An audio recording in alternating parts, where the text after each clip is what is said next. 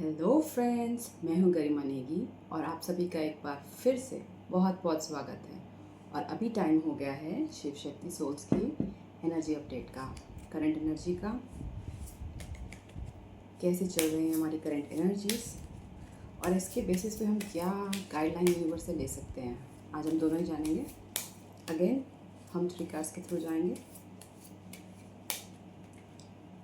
तो हम जान लेते हैं कौन सी एनर्जीज हमसे इस बार बात करना चाहती हैं।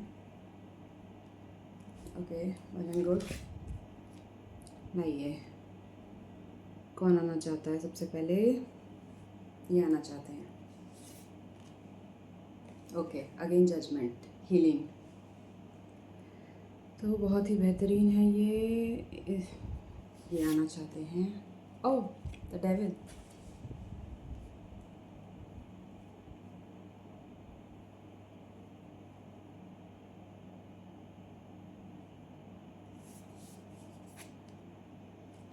The fool.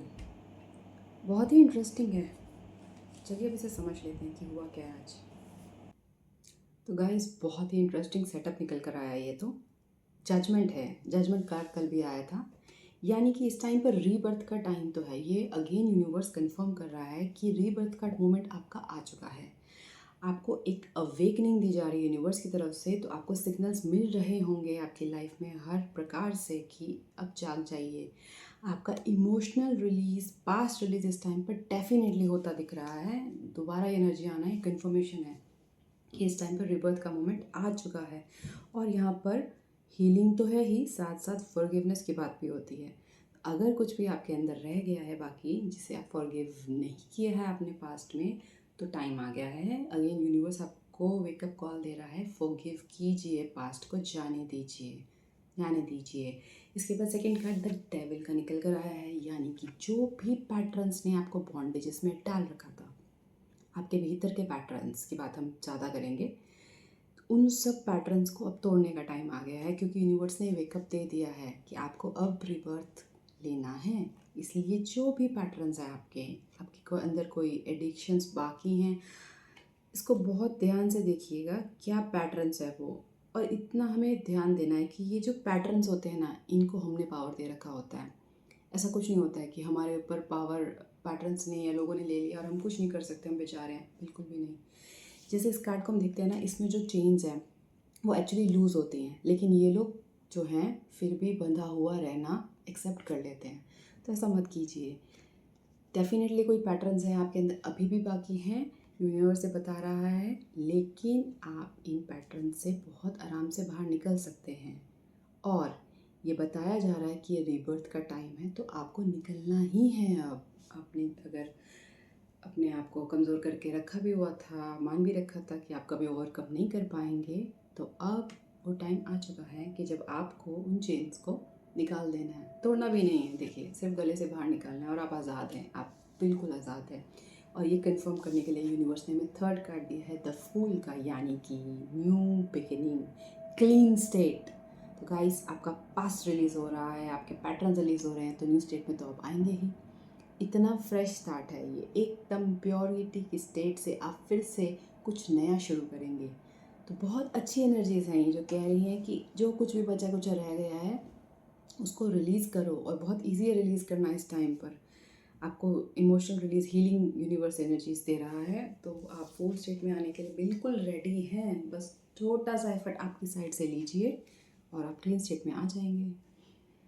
तो गाइस, बहुत ही इंटरेस्टिंग था। अब हम ले लेते हैं एंजल के थ्रू गाइडलाइंस हमारे लिए क्या है इस टाइम पे। तो गाइस, एंजल के थ्रू हम गाइडलाइन ले लेते हैं इस टाइम पर, कौन हमसे बात करना चाहता है